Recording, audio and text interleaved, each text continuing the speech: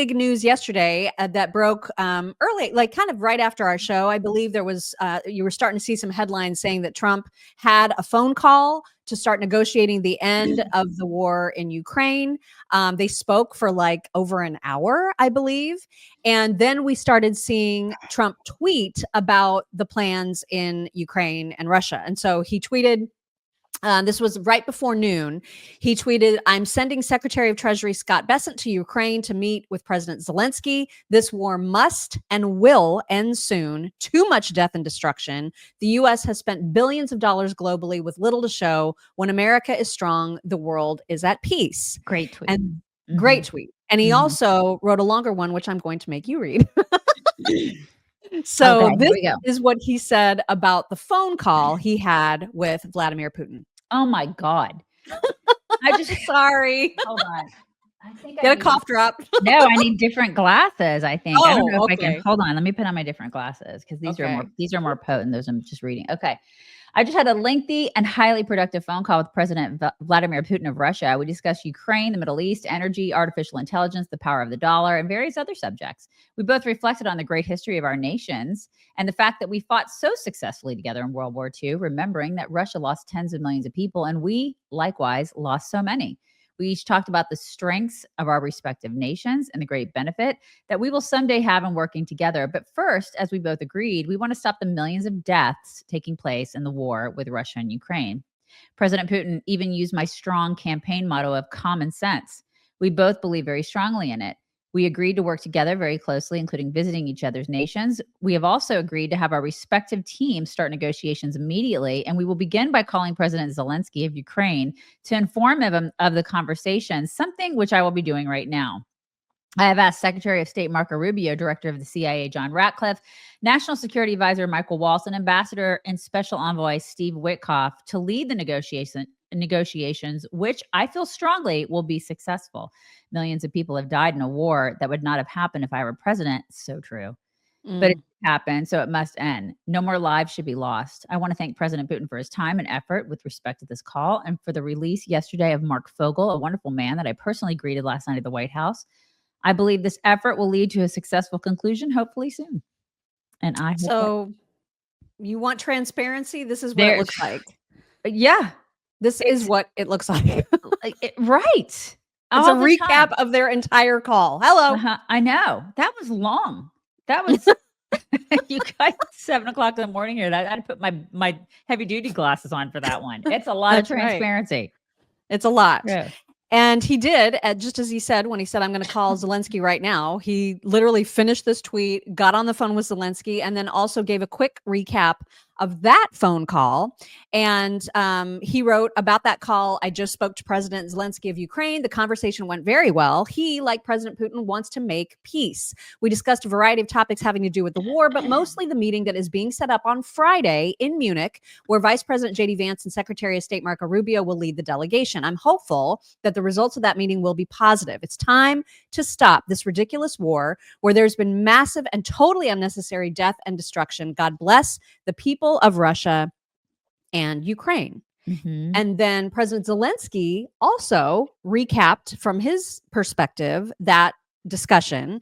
And he said, I had a meaningful conversation with POTUS. We long talked about opportunities to achieve peace, discussed our readiness to work together at the team level, and Ukraine's technological capabilities, including drones and other advanced industries. I'm grateful to Trump for his interest in what we can accomplish together. We also spoke about my discussion with Scott Bessent and the preparation of a new document on security, economic cooperation, and resource partnerships. President Trump shared details of his conversation with Putin. No one wants peace more than Ukraine.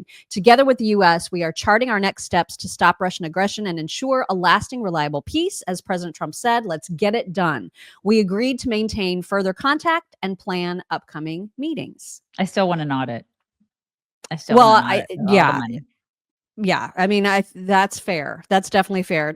Trump also spoke from, I believe it was the Oval Office, just about the plans for moving forward on this peace negotiation. Here he is about that. I think that if you look at the war, the way the war is going, you'll have to make your own determination. I'm just here to try and get peace. I don't care so much about anything other than I want to stop having millions of people killed. Last night, Kiev got hit very, very hard. I want to see people stop getting killed. That war is ridiculous. It should have never happened, and it would have never happened. Yeah, elections.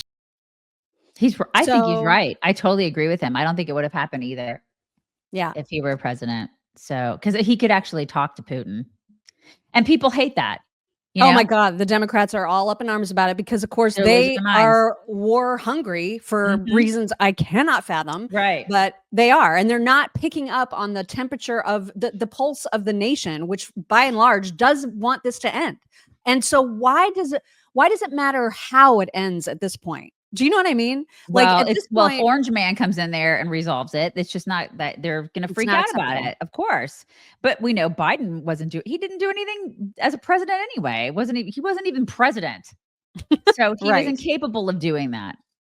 And I think there's no question that Americans are sick and tired of it. And we want to see an end. And we have a clip from Tucker to show you about just one more reason why this needs to end and just how corrupt everything about a lot of this war has been. But first, got to talk about healthy hair, skin, and nails. This is the delicious vitamin gel pack from our friends at healthycell.com/chicks. And this is one of many gel packs that are chock full of amazing ingredients to help you achieve whatever your health goals are. Whether you want to improve your heart and vascular health, your joint and mobility, your sleep, whether you want just a daily multivitamin, which is great, and you don't want to like hork down a bunch of pills, because like sometimes, like I can show you. Here is what it looks like. If you just for the hair, skin, and nails, if you were going to take all the stuff that's in this gel pack, which is delicious, by the way, tastes really good, right? Yeah, if you were going to take it all separately, this is what that looks like. You really want to hork down all these pills? No, you don't. Right? You do not want to do that when you can have it all in this delicious gel pack that actually works to make your hair, skin, and nails healthier. And especially now when it's winter, you need all the help you can get. Visit healthycell.com/chicks. Don't forget to use promo code chicks to get 20% off of your first order. healthycell.com/chicks. Code chicks. Okay, let's talk about Tucker and what he saw on a recent trip to the Alps. Weekend, I had a meeting in a ski resort in the Alps, which is probably the most expensive town in the world. I was not there to ski, for the record, but the whole town is Ukrainian. All the visitors are Ukrainian, and they're rolling into Hermes and dropping $1 million in an afternoon. All through Europe, you see this. The richest people are the Ukrainians. That money is ours. It belongs to me and you and every other American taxpayer. That's where it's going. Second fact, not guess, fact is the Ukrainian military is selling a huge percentage, up to half of the arms that we send them. Half. And I'm not guessing about this. I know that for a fact, not speculation. And a lot of us winding up with the drug cartels on our border. This is a crime, what's happening. Our intel agencies are fully aware of this. You tell me they're not profiting from this. Of course, you think the CIA is not profiting from this? Yes, they are. Can't prove that, but I believe that. What they don't know this. I know this, but they don't know this. They know this. No one is saying it. Like, no American seems aware of this. We're sending these arms to Ukraine, hundreds of billions of dollars, and it's being stolen and sold to our actual enemies. Like, what the? Yeah. Not to mention like the 20 million we gave to Angelina Jolie to just go over there and pretend that she likes him, right? Yeah, a bunch of celebrities. We were like, oh, it's going to make such a difference to have Ben Stiller shown on camera meeting Zelensky. And Jean-Claude Van Damme. Like, okay. Was he one of them too? Yeah. That's going to move the needle for me for sure. Okay. Yeah. But that's our money. That's our money. And we're tired of our money going to this useless, senseless war.